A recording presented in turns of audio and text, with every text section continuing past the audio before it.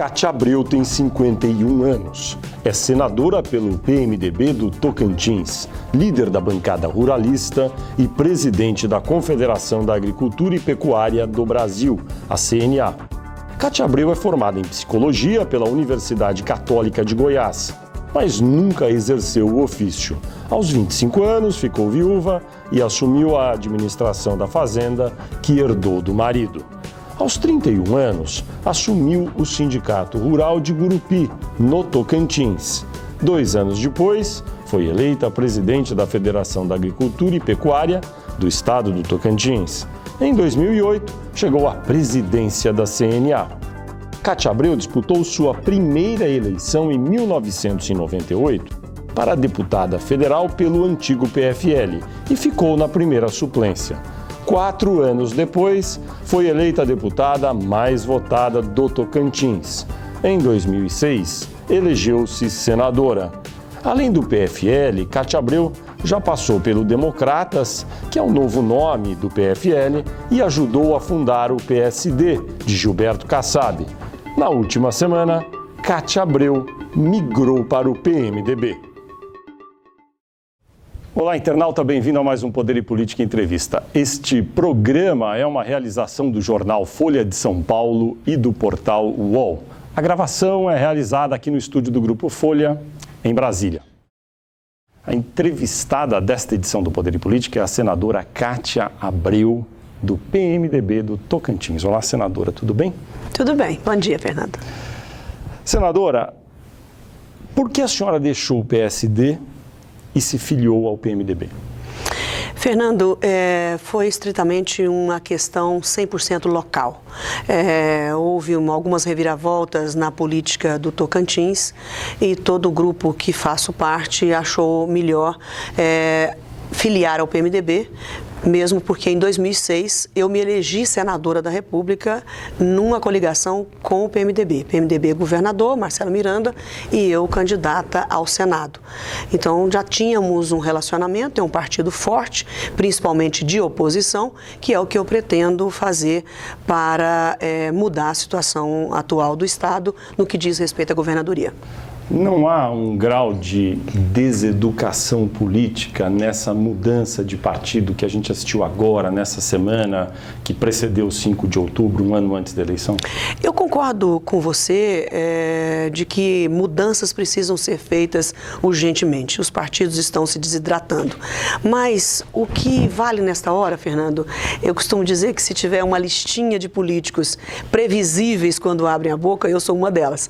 Então, a minha posição, eu nunca mudei de posição em qualquer lugar que eu estivesse. Os meus princípios, as minhas bandeiras, talvez fico até um pouco monótona, previsível demais, mas todos não se surpreendem diante das minhas posições. É a livre iniciativa, é o livre mercado, é o direito de propriedade, é o Estado de Direito, as liberdades individuais. Eu sou uma liberal no que diz respeito a todas essas questões. E foi necessário, ainda assim, mudar de partido? A senhora começou sua carreira no PFL, depois Democratas, depois PSD, agora PMDB. Para manter essas suas bandeiras, foi necessário mudar de partido? Não tinha como ficar no mesmo partido?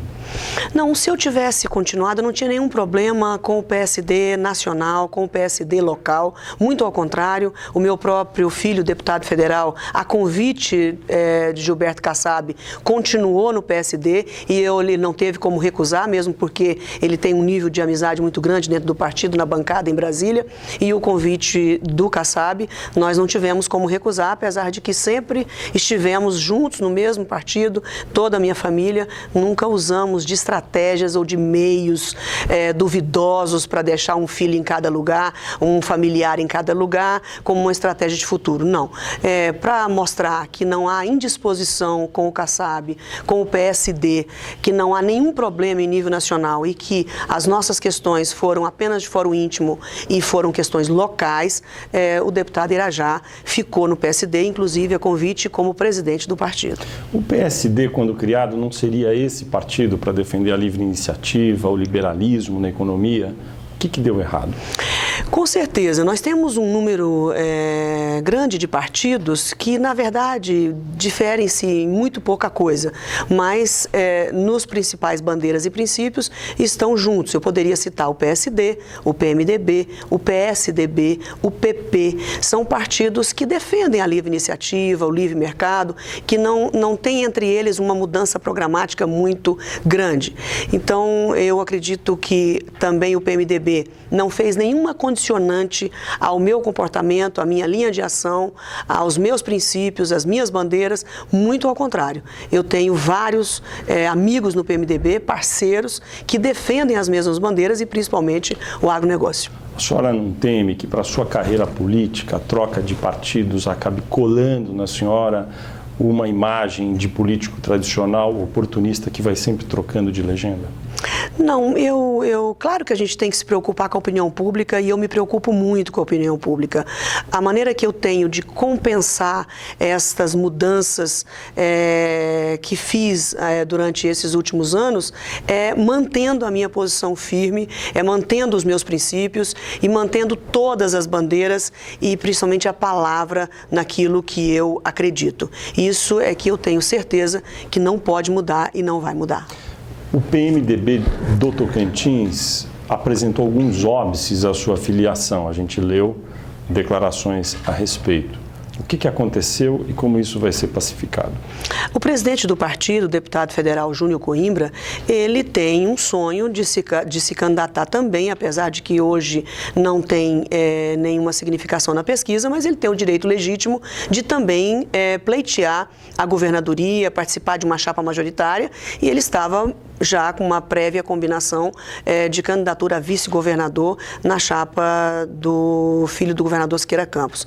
E com a minha chegada, isso de certa forma desarticulou um pouco os seus planos, mas isso não significa que o deputado não possa ser candidato a governador, inclusive, pelo próprio partido, se assim a opinião pública demonstrar que ele é favorito. Isso já é uma coisa ultrapassada, nós já conversamos a respeito, não é nada pessoal, segundo ele próprio, mas apenas uma condição e um pleito que ele tinha e que com a minha presença ele via alguma dificuldade de realizar.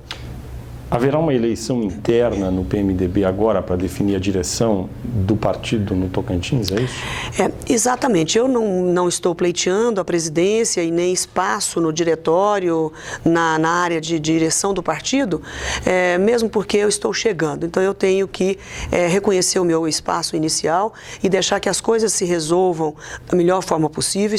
Ainda há uma tentativa de acordo dos dois grupos para a eleição do diretório no dia 18, que é quando vence o mandato do deputado Júnior Coimbra, e há uma questão de que ele quer antecipar essa eleição e marcar a eleição para o dia 11, agora sexta-feira.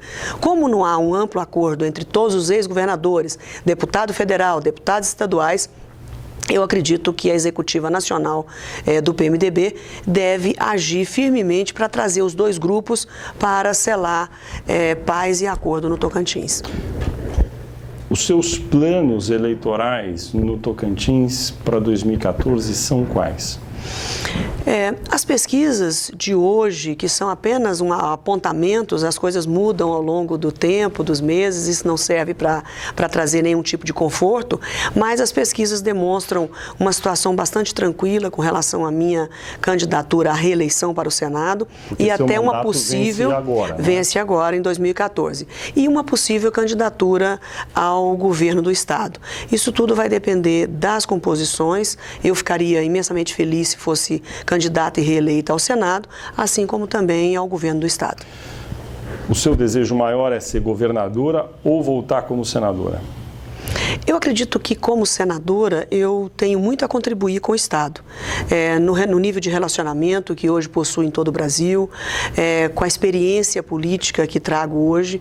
Tenho muitas responsabilidades com o meu Estado no desenvolvimento econômico, que coincide com a presidência da CNA, que é a representação do agronegócio brasileiro, mas também como governadora, eu tenho certeza que eu empenharia e acho que não faria feio lá com os meus eleitores. Sinceramente, eu me sentiria muito honrada e orgulhosa em qualquer uma das duas posições. Sua resposta, embora a senhora seja do Tocantins, foi muito mineira, mas a senhora prefere ser governadora ou senadora? Não é questão de preferência.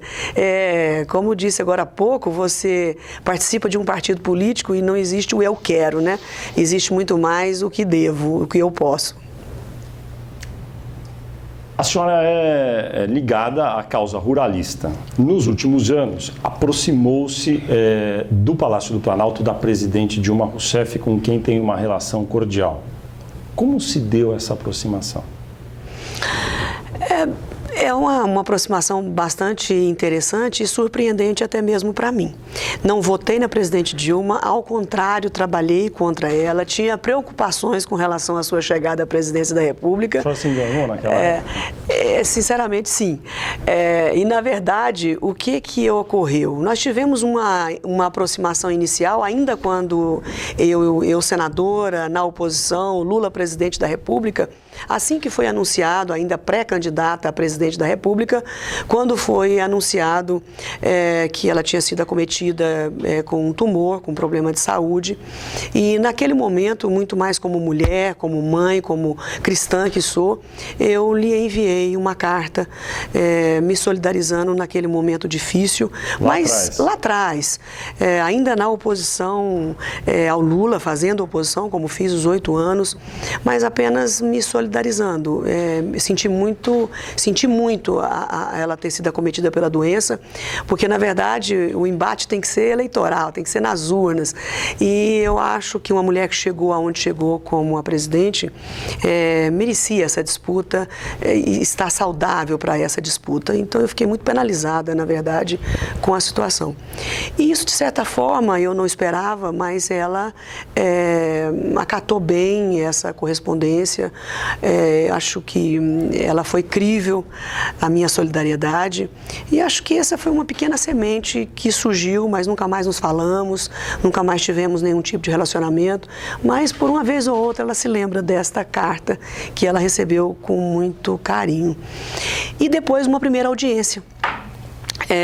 Institucionalmente, ela já presidente, e de forma institucional, pedi audiência como presidente da CNA para levar os problemas do agronegócio. E me comprometi a levar 2 problemas inicialmente. São tantos problemas, um passivo enorme ao longo de 20, 30 anos sem solução.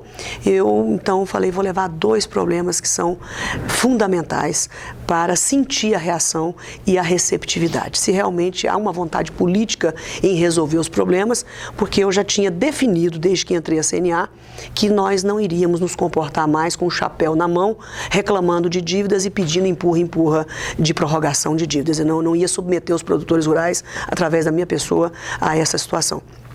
E levei para ela um modelo novo de política agrícola para o país, e que tem por sustentação principal o seguro agrícola e a questão da logística.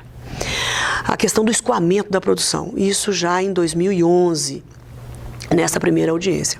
E, para minha surpresa agradável, após essa audiência, as questões foram tendo prosseguimento.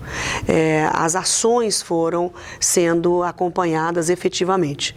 E hoje nós estamos, Fernando, eu posso dizer com muita tranquilidade, de uma representante de classe que não votou nessa presidente. Se eu somar tudo o que já aconteceu nos últimos 2 anos da presidente Dilma, 2 anos e meio, nós já resolvemos passivos de 20 anos que não tinham soluções. Já chegamos ao máximo? Não. Eu ia perguntar, qual é a diferença principal entre o governo da presidente Dilma e o governo do ex-presidente Lula? A presidente Dilma, ela é uma gestora, ela é uma operadora de problemas, de sistemas, ela tem vontade de resolver, não significa que o ex-presidente não tivesse vontade, mas ela tem mais ação diante dos fatos. Então, plano agrícola, o problema do plano agrícola, ele está disforme da política agrícola atual. Estou te dando um exemplo. Nós estamos com o seguro agrícola como se fosse uma concessão de piedade aos produtores e, na verdade, o seguro agrícola é um pilar importante em toda a parte do mundo onde o agronegócio se desenvolveu. Então, essa mudança de mentalidade, para mim, era fundamental que a presidente e o governo assimilassem essa questão. Ou nós continuaríamos na mesmice. Mas dê um exemplo concreto de algo que foi de fato executado no governo Dilma e que dificilmente teria sido executado no governo Lula? Executado, uma ação. Olha, nós tivemos a votação do Código Florestal. Tentamos durante 8 anos do governo Lula e infelizmente não foi possível. Mas no governo da presidente, nos primeiros 2 anos, nós conseguimos votar uma matéria polêmica. Concordo então, que caso, divergências... a posição do Palácio do Planalto. Não, né? Na verdade, o Palácio do Planalto tinha vontade de solucionar o problema, mas não significa que nós coincidíamos em todos os artigos, incisos, espécies, em todos os detalhes. Mas isso não tem importância. A presidente tem a opinião dela, eu tenho a minha. Isso não significa uma aproximação, uma simpatia recíproca de que isso possa ser uma leniência e uma concordância incondicional ao Palácio do Planalto, absolutamente. Mas eu tenho opinião própria. Mas esse caso aí houve divergências entre as posições da senhora e da bancada ruralista em geral com o do Palácio do Planalto. Se tinha um caso onde houve convergência, uma ação foi tomada no governo Dilma e que era difícil de ser tomada no passado? A MP dos Portos. Nada pode retratar mais essa pergunta do que a MP dos Portos. Porque, na verdade, quando eu cheguei ao Senado Federal, eu fiquei imaginando qual seria o tema de maior importância para o país e que eu queria me dedicar. Claro que o agronegócio não é um tema. O agronegócio é um segmento importante da economia, indiscutivelmente. Mas qual era o tema que atrapalhava o país a crescer, a desenvolver? E eu me dediquei ao estudo da infraestrutura, da logística, especialmente de portos e hidrovias. Eram 2 temas inadmissíveis, que ninguém conseguia compreender o porquê não fazer. Hidrovia, muito menos custo para a construção, quase zero, menos poluente, um custo de transporte muito mais barato, infinitamente mais barato, e porque vários rios no país que propensos a serem navegáveis, mas isso não andava em lugar nenhum. E a questão dos portos, porque nós tínhamos uma lei tão interessante, uma lei tão boa dos portos, ainda do governo Fernando Henrique, e essa lei foi desvirtuada por um decreto inicialmente, por instrução normativa, inexplicavelmente trazendo uma reserva de mercado para os portos atuais, sem permitir que a iniciativa privada pudesse construir mais portos e atender a demanda brasileira para que nós não vivêssemos o que vivemos o ano passado. Então eram 2 coisas que eu não conseguia compreender e que lutei durante 7 anos da minha estada no Senado para modificar essa situação. E as 2 questões nós conseguimos, através da presidente, mudar este conceito, tanto das hidrovias, que hoje já estão incluídas no PAC, especialmente as hidrovias do eixo Arco Norte, Madeira, Telespires, Tapajós e Tocantins, que fica no meu estado, e a MP dos Portos, que você acompanhou tão bem, cobriu toda a imprensa e mostrou o quanto foi duro modificar.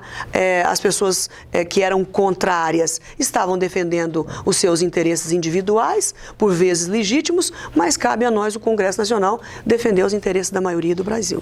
A senhora mencionou a presidente Dilma como sendo uma gestora, uma pessoa preocupada com a gestão e a solução de problemas. Não obstante, há muitas críticas em relação à forma como a presidente comanda a equipe, o governo, e muitos políticos, não só da oposição, mas até do governo, julgam que a forma de gestora da presidente acaba tornando tudo mais lento do que era durante o governo do presidente Lula. A senhora acha que há verdade nessa interpretação? Se as pessoas estão dizendo, todo mundo tem sempre um pouco de razão nas suas manifestações, não deixam de ter razão. Não quero com isso fazer aqui um jogo de dar razão a todos e ficar bem com todo mundo. Não. Mas se você for analisar, Fernando, especificamente as concessões. Vamos falar das concessões. São 2 anos e meio. Isso é um bom tema, porque houve uma demora que muita gente acha que foi excessiva. Na verdade, eu acho que, do meu ponto de vista, que estou participando, não só a CNA, mas a CNI, a CNT, a CNC, todas as confederações empresariais, estamos ali junto do governo para falar a nossa demanda. Nunca tínhamos sido ouvido tanto como estamos. A nova rota rota do agro foi priorizada pelo governo federal, o eixo Arco-Norte, o escoamento da produção para a região norte, não só hidrovias, ferrovias, rodovias e portos. Então eu posso dizer que estou próxima com as confederações, acompanhando todo o processo. E, na verdade, quando sendo você... mais lento do que Não. deveria? O que ocorre? O Brasil não se habituou a fazer projeto e planejamento. Num país desenvolvido... O governo do PT já tem quase 12 anos. Com certeza. O que aconteceu no governo Lula? No governo anterior, o Ministério do Planejamento e também o Ministério dos Transportes Senadora, não fizeram... A ministra da Casa Civil que mandava em todos eles é a atual presidente. Você que está dizendo que ela mandava em todos eles, eu não tenho essa informação. Mas era fato, o presidente Lula a designava como mãe do PAC, dizia que ela que tinha que comandar tudo e fazer as obras andarem, e ela foi ministra da Casa Civil muitos anos, e agora é presidente. Ela está há muitos anos no comando. Por que demora? Demora porque não existe projetos para as estradas, rodovias e ferrovias. Com a criação da empresa de planejamento logístico, que hoje está lá, Bernardo Figueiredo, é que deverá superar isso, pelo menos teoricamente. Então, um projeto na China, para fazer o maior porto do mundo na China, os chineses levaram 6 anos para projetar e 2 anos para construir. No Brasil, leva-se 1 ano para fazer um projeto mal e leva 10 a 15 anos para construir uma ferrovia ou um porto. Então, as questões estão trocadas. O governante atual deveria, em tese, estar executando os projetos deixados pelo outro e se preocupando em deixar novos projetos para o seguinte fazer. Os projetos são demorados. Projetos técnicos de competência, eficiência e que vão fazer com que o recurso público seja bem gerido e administrado, são projetos demorados. E nós estamos vendo fazer as duas coisas. O que nós estamos observando hoje no governo é construindo o projeto e fazendo concessão ao mesmo tempo. Deixa eu começar outra pergunta na forma adversativa, mas não é o caso de lembrar que esse governo, essa administração tem 12 anos, não é tempo suficiente para ter tido esses projetos? Com certeza, concordo com você. Faltou competência? Talvez. Quando não há planejamento, a falta de competência deve ser inquirida. A senhora trata muito dessa área de infraestrutura. Vamos falar de um caso que as pessoas conhecem, dos aeroportos que foram concedidos, os primeiros.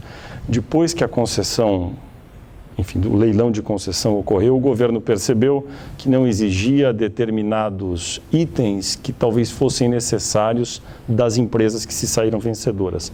Um número mínimo de passageiros administrados por ano, prova de competência anterior, e só percebeu isso depois que o leilão tinha sido realizado. Como é possível acontecer isso num governo? É difícil, você tem toda a razão em admitir as falhas. O importante, Fernando, é que com esse grande volume de concessões, que esse para mim é um conforto muito grande, após colocar 10 mil quilômetros de ferrovia a serem concessionadas, 7 mil quilômetros de rodovias a serem concessionadas, concessão de aeroportos, a impressão que eu tenho que, claro, o Brasil precisa aperfeiçoar, não dá para fazer concessão envergonhada, não dá para fazer concessão mais ou menos, precisa encarar que os recursos públicos, os recursos da União são insuficientes para fazer os investimentos que o Brasil precisa, que nós precisamos da mão forte do setor privado para complementar ou quase que fazer a maior parte da infraestrutura do país. Então, o que me consola e o que me conforta é que após essa atitude desta grande frente, uma ampla frente para dar à iniciativa privada essas concessões, que nós não voltaremos atrás. Nós tivemos o período Fernando Henrique, onde fizemos as concessões das telecomunicações e energia, que foi um sucesso total. Depois tivemos um período no governo Lula, onde as concessões foram muito tímidas, que poderíamos ter aproveitado um grande momento de bonança dos 8 anos do governo Lula para fazer as concessões e as reformas. Infelizmente não foi possível de serem feitas e agora retomamos então, parece que dessa vez, enfim, as concessões efetivamente como uma forma do país investir e desenvolver através da iniciativa privada. Estamos nós dois aqui falando sobre tudo isso usando a expressão concessão. O certo não é mais dizer talvez privatização, é o mais correto, mais direto, não é isso? É uma privatização. Eu não tenho nenhum preconceito com relação a isso. Para mim, eu vejo com muita naturalidade concessão, privatização, PPP. Eu acho que no mundo moderno, onde as pessoas precisam de infraestrutura, nós não devemos escolher quem faça, nós devemos escolher fazer. Existe alguma medida que precisaria ser tomada pela presidente Dilma para melhorar a gestão do governo? Eu acredito que uma reforma administrativa seria muito importante. A impressão que eu tenho na conversa com os empresários do país, com as pessoas que empreendem no país, a sensação que nós temos é que a iniciativa privada evoluiu 50 anos em termos de processos, de modernização, vários setores, e que o governo deu uma ré em seus processos de 50. O Brasil cresceu muito, mas não houve uma preocupação em nenhum dos governos com uma modernização efetiva da máquina pública brasileira, da meritocracia. Poderia, claro que sim. A meritocracia, indicadores. Eu não sei.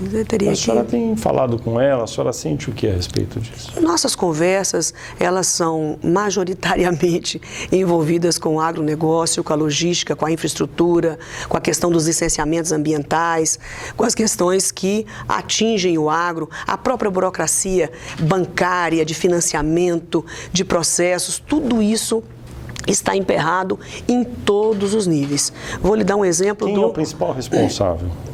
Eu acho que não existe um responsável. Não, mas em termos de instituição, é o governo federal? Hoje nós estamos vendo esses processos burocratizados em todos os níveis. Governo estadual, federal e municipal. Mas quem que deveria tomar iniciativa? E alguém, no plano federal, o que poderia ser feito e não é?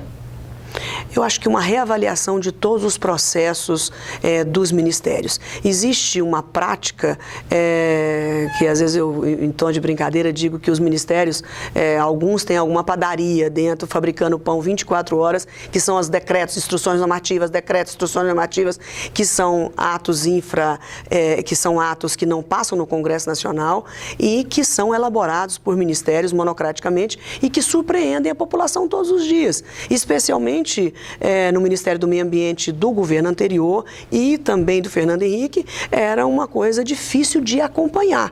Nós tivemos também nessa questão uma paralisação na emissão desses processos e dessas regulamentações que mudavam a todos os dias, que inclusive com dificuldade de acompanhamento até para o cumprimento da lei. Você acha que a população percebe tudo isso? Muito. Será? A população percebe, não. A população é a que mais sofre com os processos burocráticos. Mas ela entende o que está se passando? Entende. As ruas mostraram isso. Eu acho que as manifestações foram legítimas e verdadeiras. Talvez um pouco diluído em algumas opiniões, diferentes opiniões, mas o motivo principal de toda a manifestação que nasceu nas grandes cidades, com o estresse do dia a dia, do transporte público, da péssima qualidade do transporte público, da ausência de médicos, de equipamentos, de exames. Um exame de Papa Nicolau demora até 8 meses para dar o resultado para uma mulher.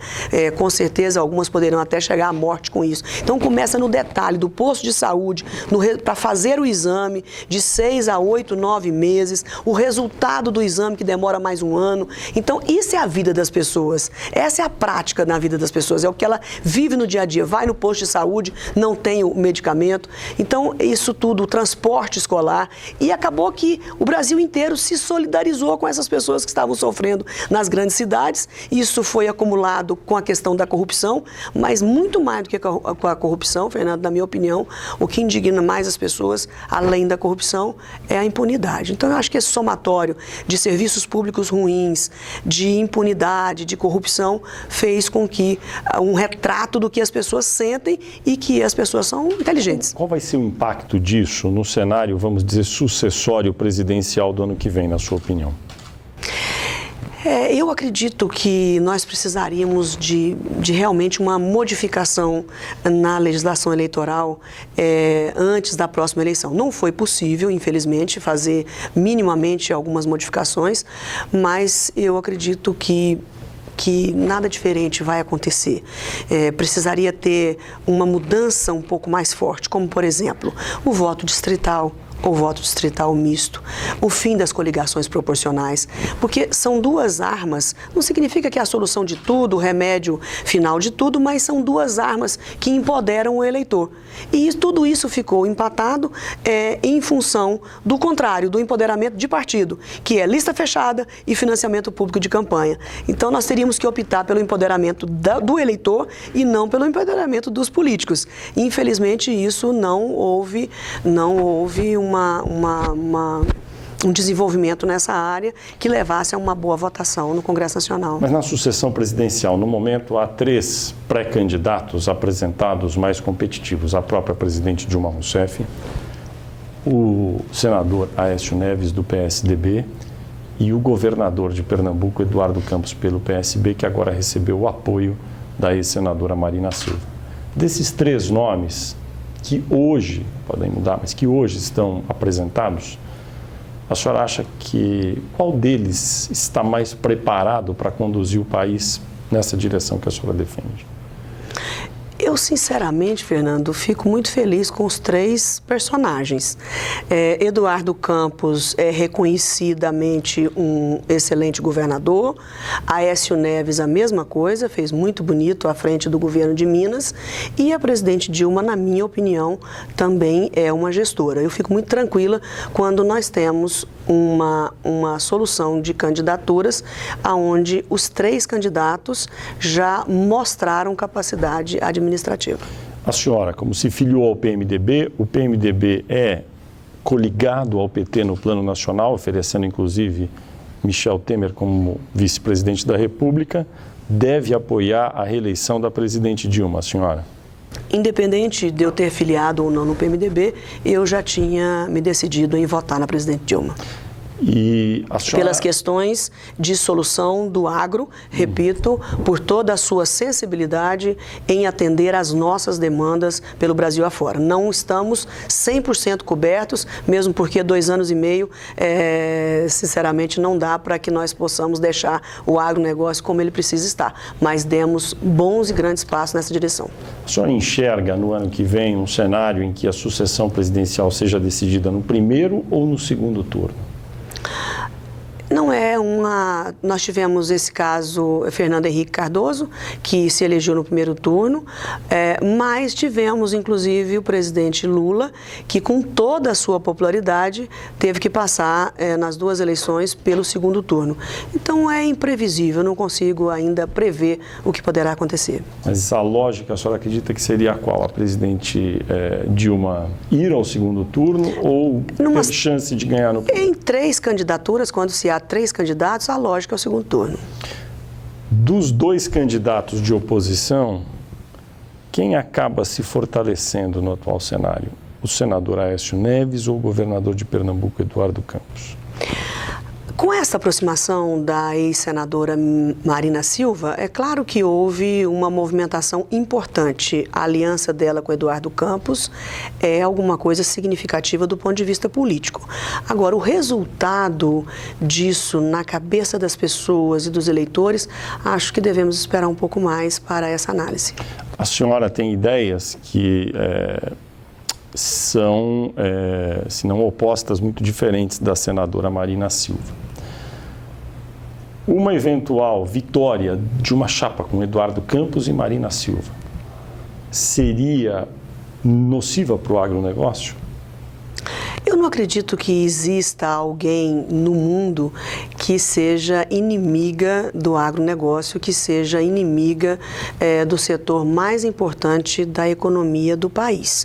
Eu confesso que talvez haja desconhecimento do setor agropecuário por parte da ex-senadora através dos seus artigos e das suas manifestações. Mas também creio que ela é uma mulher inteligente e que ainda há tempo de conhecer um pouco mais o setor como ele merece e precisa diante de uma candidata a presidente da República. Que tipo de posição da ex-senadora Marina Silva a senhora acredita que não expressa uma compreensão de acordo com o que a senhora entende deve ser a do agronegócio? Eu gostaria de citar um dos seus últimos artigos, que faço questão de ler todos pela sua importância e por ser uma mulher inteligente, em que pensa totalmente diferente de mim, nós somos totalmente opostas, mas ela fez um último artigo que eu dou como exemplo na Folha de São Paulo. Dizendo o quê? Que o título, se não me engano, é o espantalho, dizendo o quanto o setor é retrógrado, o quanto o setor é atrasado, e ela colaborou para que alguns preconceitos fossem construídos com relação ao produtor rural brasileiro como um destruidor do meio ambiente. E nós não somos isso. Quando você pega um Brasil de 850 milhões de hectares e lembra-se que nós produzimos uma das maiores agriculturas do planeta em apenas 27% do território nacional, nós, sinceramente, não merecemos essa pecha. Se ela mantiver essa posição, como tem mantido, e vier a, enfim, ter sucesso aí na campanha eleitoral junto com Eduardo Campos, esse tipo de posição no comando do país, que efeito teria? Desastroso. Se continuar com esses preconceitos, se viesse a dirigir o país, seria desastroso. Porque o meio ambiente, nenhum de nós tem dúvida da sua importância. E não é conversa, como se diz no interior de Tocantins, para boi dormir. Nós, produtores rurais, precisamos do meio ambiente. Nós precisamos de água para produzir. As terras degradadas não dão produtividade adequada. Nós precisamos das chuvas, nós precisamos dos controles de pragas, ou também não teremos produtividade. Então, ninguém mais do que os produtores rurais, do ponto de vista empresarial, comercial, precisa do meio ambiente. A senhora conhece o governador Eduardo Campos? Superficialmente, principalmente na imprensa. A senhora acredita que ele pensa como a ex-senadora Marina Silva a respeito do agronegócio? Eu acredito que não e torço para que não. Porque, nesse caso, então, talvez exista aí um conflito entre ambos, né? Imagino, porque... Eu não conheço em debates, nunca falamos sobre essa questão. Nós tivemos algum embate, algum tipo de confronto democrático na MP dos Portos, onde ele era contrário à abertura dos portos e eu era a favor da MP, que dava a condição de que a iniciativa privada pudesse construir mais portos no país. A aplicação desses conceitos defendido pela senadora Marina Silva pode funcionar como um impeditivo aí para que essa dupla amplie o apoio que tem na sociedade durante a campanha? A senhora acredita? Ou o oposto? Porque existe o preconceito contra o agronegócio, eles surfariam em cima disso. Eu acho que a ex-senadora Marina Silva, eu não sei se pretende ou não compor a chapa como vice ou como candidata a presidente, mas eu acredito que qualquer candidato a presidente deste país que queira ter sucesso, não só nas eleições, mas principalmente na sua gestão, tem que ter um olhar à altura do que o agro representa. Não os produtores, do que o agro representa para a economia. Em termos de emprego, 36% do emprego, quase 40% das exportações do país e responsável por quase um quarto do crescimento do PIB. Só analisar os primeiros 6 meses do crescimento brasileiro. Enquanto o Brasil inteiro cresceu 2,5%, o agro cresceu 14,7%. Então, não há possibilidade de qualquer candidato a presidente da República que queira ter sucesso divergir ou ser inimigo de um setor como esse. Não acredito que isso acontecerá. Agora, na população, talvez esses números e essa explicação não esteja ecoando tanto assim. A julgar, por exemplo, por 2010, quando o tema nunca é tão presente nas eleições, não é. E a ex-senadora Marina Silva, em 2010, chegou a ter 20 milhões de votos com o discurso que ela tem hoje. Isso significa o quê? Que os que defendem o agronegócio, ou o setor do agronegócio, não conseguem transmitir para a sociedade, para os eleitores, exatamente o que significa esse setor no Brasil? Nós temos que melhorar cada vez mais, já foi pior. Nós já tivemos um diálogo muito ruim com a sociedade e com a classe política. E nós estamos trabalhando para evoluir nesse diálogo. Nós estamos nos profissionalizando no diálogo. O que eu quero dizer com isso? Eu não estou artificializando o diálogo, não. Por deficiência nossa, às vezes nós nos expressávamos mal. E agora nós estamos mais articulados no diálogo, apoiados mais na ciência, na pesquisa e em conteúdo. E antes prevalecia muito, até mesmo em mim, em vários produtores rurais do país, representantes classistas, muito rancor, muita raiva, muita indignação com as injustiças. E hoje nós tratamos muito com muita tranquilidade e procuramos superar o preconceito, demonstrando a nossa boa-fé, demonstrando que nós somos brasileiros como outro qualquer, que só queremos trabalhar, criar nossa família e cumprir a lei e que a lei seja cumprida também para nós. Que tipo de preconceito a senhora citaria como um dos principais e que precisaria ser mais explicado a respeito do agronegócio e que até hoje ainda não foi? A questão do trabalho escravo. Esse, para mim, é imperdoável que o Brasil faça isso ainda, que grupos pequenos de pessoas, mas que articulados na imprensa e na opinião pública, coloque esse preconceito no produtor rural brasileiro. Quer dizer, ao mesmo tempo que nós aparecemos na televisão com as colheitadeiras, toneladas e toneladas de grãos, nas exportações, no emprego, na mesa farta, o alimento barato, a classe média que ascendeu e comprando mais alimentos. Quer dizer, por um lado, isso tudo é mostrado na televisão e, por outro lado, ainda grupos que querem trazer o agronegócio para o passado, da novela das 6, onde os donos de fazendas, que foi uma realidade, claro, onde nós fomos um país escravocrata e muitos escravos trabalhavam nas fazendas, não eram só nas fazendas, mas também nas cidades, se é que isso pode ter algum tipo de amenidades, mas na realidade isso ficou muito cravado na cabeça das pessoas e com razão, que a escravidão estava nas fazendas. Então tudo isso mudou e nós precisamos mostrar para as pessoas que nós não queremos isso nunca mais e que os produtores também mudaram. Nós não construímos esta grande agricultura, não fizemos essa revolução verde em 40 anos escravizando pessoas, escravizando gente. Existem distorções, existe descumprimento de lei? Existe sim. Nós precisamos aprimorar cada vez mais a legislação trabalhista brasileira, especialmente a NR 31, que é uma instrução normativa do Ministério do Trabalho. O produtor rural brasileiro, independente de onde ele estiver, qualquer tamanho que ele seja, ele tem que cumprir 252 exigências para estar quites com a lei trabalhista. Isso é negativo ou positivo ter que cumprir isso? Não é positivo. Tudo que nós tivermos para melhorar essa relação, não só financeira, de salários, de direitos, mas uma relação social, é importante que nós possamos avançar nessa direção. Agora, daí a dizer que o Brasil existe escravocratas que fazem de má fé, não, poderá ter alguma coisa isolada que nós não representamos, que nós não defendemos e que nós nos recusamos a estar próximo dessas pessoas. Nós defendemos pessoas de boa fé, que ainda podem desconhecer a lei, o equívoco e principalmente estarem numa fronteira do país onde sequer tem as mesmas condições de conforto e de viabilidade até para o próprio patrão. No caso do Código Florestal, falta um decreto ainda que vai disciplinar tudo o que deve ser feito, é isso? Exatamente, porque nós estamos... Por que esse decreto demora tanto? O próximo passo agora, Fernando, é o CAR, o Cadastro Ambiental Rural. Eu confesso que tem alguns ambientalistas mais radicais que torcem para que esse CAR não dê certo. Mas ele vai dar. Ele vai dar certo porque... O que é o CAR?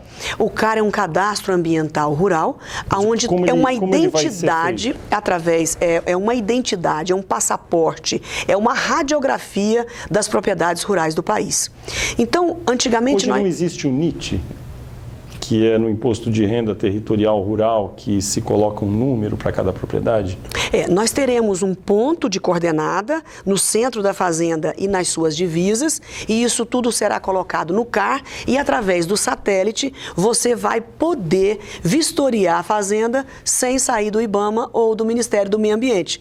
Então, os produtores terão que aderir a esse CAR e vão fazê-lo com muita seriedade e correção, porque qualquer qualquer diferença no que foi declarado e o que realmente está acontecendo, nós teremos problemas graves com os produtores, inclusive a impossibilidade de plantar e tomar qualquer tipo de financiamento. Então, a partir do CAR, num país de 850 milhões de hectares, que 230 milhões de hectares estão nas mãos dos produtores rurais, quer seja pequeno, médio e grande, nós temos algumas dificuldades para implantar. Quando deve sair esse decreto? A senhora tem acompanhado? Quando deve sair? Eu acredito que a ministra está tentando viabilizar, e nós estamos com a CNA está colaborando sobre todos os aspectos. Agora mesmo conseguir 50 milhões de reais para o Tocantins fazer o CAR a fundo perdido no Fundo da Amazônia. O Fundo da Amazônia no BNDES deve cobrir toda a Amazônia, porque custa caro, custa em torno de R$4.000 por hectare para fazer o CAR.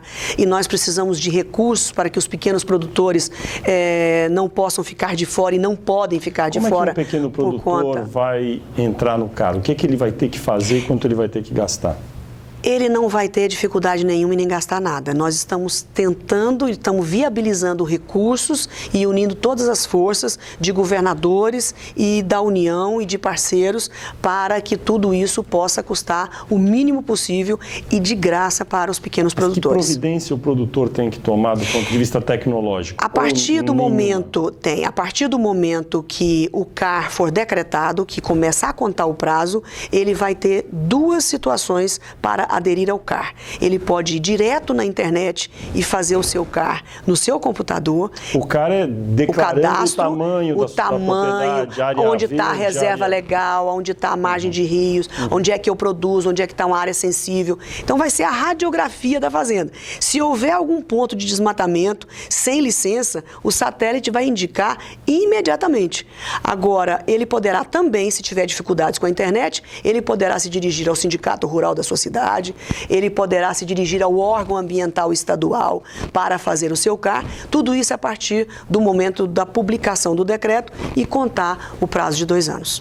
Basicamente, todo produtor rural vai ter que entrar no sistema 100%. E declarar em detalhes o que há na sua propriedade, é isso? Todas as imagens de satélite do Brasil, o governo federal comprou, o Ministério do Meio Ambiente, inclusive custou uma boa fortuna, para que todas essas imagens estejam à disposição para que cada produtor, através da sua coordenada, se encaixe no território brasileiro. E essas imagens, elas serão atualizadas de quanto em quanto tempo? Não me lembro especificamente, mas agora as últimas imagens custaram mais de 50 milhões de reais e já estão sendo formatadas e adequadas para começar após a publicação do decreto. E o senhor acha que até o final do ano que vem, quando que isso vai estar plenamente funcionando? Olha, eu acredito que nós não teremos um Brasil 100% o ano que vem, mas nós teremos boa parte do Brasil já mapeado. Todas as federações de agricultura, todos os sindicatos rurais, as cooperativas do país, todos nós queremos sair à frente e dar credibilidade a esse instrumento. Isso ficaria pronto ao longo de 2015? Então? Exatamente. A partir do momento que o Ministério do Meio Ambiente publicar o decreto do CAR, nós teremos 2 anos para a execução. E a senhora acha que o Ministério consegue publicar exatamente quando? O melhor da sua expectativa? Eu acredito que antes dos próximos 6 meses. Deverá. Até meados do ano que vem? Com certeza, acredito que sim. Mesmo que seja regional.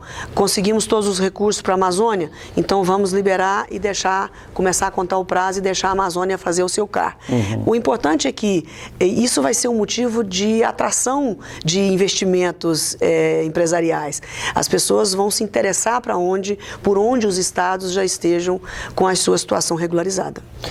Senadora, por que a senhora é a favor de transferir a competência para demarcar terras indígenas do governo para o Congresso? Na verdade, eu sou a favor de sair da FUNAI para o Congresso, porque hoje, claro que a FUNAI é o governo, mas é uma decisão monocrática de um único antropólogo, toda a tramitação, e que decide a partir de declarações dos próprios indígenas, com o direito do produtor recorrer administrativamente com o mesmo antropólogo, e ele define uma questão tão séria para o país de forma monocrática, unilateral, sem ouvir o Congresso Nacional, que são aqueles que foram eleitos para decidir sobre as questões regionais e estaduais. Mas me parece que dentro do governo há um pouco de divergência, não é? O ministro da Justiça, José Eduardo Cardoso, assinou um parecer contrário aí à PEC 215, que trata aí desse tema. Parece que também há resistências na Casa Civil com a ministra Gleisi Hoffmann. Por que esses ministros têm se posicionado, enfim, não a favor de políticas? Fernando, ninguém gosta de perder poder e nem arrecadação. Ninguém quer diminuir impostos para não perder arrecadação e ninguém quer perder poder de decisão política. Então é uma queda de braço entre governo e Congresso que vai ser decidida no Congresso Nacional. O senhor já tratou disso com a presidente Dilma, o que ela disse? Ela também tem as suas dificuldades em aceitar, mas eu votarei a favor de que o Congresso Nacional arbitre sobre essa situação. Há um componente eleitoral também nesse caso, em que os políticos que vão disputar a eleição no ano que vem ficam reticentes em tirar da FUNAI esse poder? Não, acho que o contrário dá mais voto. Será? Com certeza. Acontece, Fernando, que isso já ultrapassou a questão ruralista, a questão agropecuária. Isso já está atingindo o prefeito, os vereadores, os governadores, por não estarem sendo ouvidos pelas questões estaduais e municipais. Nós vivemos numa federação. Nós temos um pacto federativo que, por muitas vezes, é desrespeitado. Então, em Raposa Serra do Sol, que deve estar em vias de votação a qualquer momento, nós esperamos, isso está muito claro de que não dá para criar e nem ampliar e avaliar a terra indígena sem a participação dos prefeitos e dos governadores. E isso ecoa no Congresso Nacional, porque os parlamentares também têm a sua base ligada aos prefeitos e aos governadores. Então não é a questão mais de ruralista, não é a questão mais dos produtores rurais. Essa questão está incomodando toda a sociedade. O Brasil tem, na sua opinião, um número excessivo de terras demarcadas para indígenas? Eu não quero julgar se é excessivo ou não. Eu vou te dar os números e aí as pessoas vão avaliar. O Brasil tem 200 milhões de habitantes, 850 mil índios, menos de 1 milhão de índios. Sendo que, segundo o último IBGE, a pesquisa PNAD, praticamente metade, 500 mil moram nas aldeias, 400 moram nas cidades. Então nós temos 13% do território nacional à disposição de 500 mil índios. Se nós pudéssemos fazer um comparativo, nós temos 1.350.000 assentados em 10% do território nacional e 850 mil índios em 13%. Mas esse não é o problema, Fernando. Nós temos terra de sobra nesse país. Não dá para brigar por terra. O grande problema é que a FUNAI, ela resume num tema só os problemas dos índios: terra. E se esquece do alcoolismo, das drogas, da gravidez na adolescência, na falta de assistência médica, na falta de habitação, na falta de alimentação. Então, quem deras que o problema terra fosse a solução de todos os problemas. Nós sabemos que patrimônio não significa transferência de renda. Então, nós precisamos encontrar outras soluções. Terra, nesse momento, é um segundo plano. Se os índios estivessem recebendo mais terras e transformando essas terras em riquezas e que eles pudessem mudar a sua condição de vida, nós teríamos dificuldade em contradizer. Mas não. O que nós estamos vendo é uma busca ardorosa por terras, não só do CIMI, da FUNAI, mas de ONGs internacionais, e que, na verdade, eu não sei o que tem por trás disso tudo. Enquanto os índios pleiteavam as áreas da floresta, nós tínhamos poucas divergências, poucas dificuldades. A partir de alguns anos, especialmente de 4, 5 anos para cá, a FUNAI tem instigado, e o CIMI, a que os índios também requeram áreas de produção. O Brasil é que tem que definir o que quer do seu país. Se queremos dar as terras de produção aos índios ou se essa quantidade já é suficiente. Eu acho que... Na sua avaliação, a quantidade de terras que já foi oferecida, demarcada aos índios, é suficiente? Não sei se é suficiente, não tenho estudo jurídico ou antropológico para isso. Mas a sua intuição Mas diz minha intuição diz o seguinte, que em 27% do território nacional, aonde nós fazemos o segmento mais importante da economia nacional, não pode ser reduzido para converter em unidade de conservação, em terra indígena, em nada que possa inibir a produção de alimentos.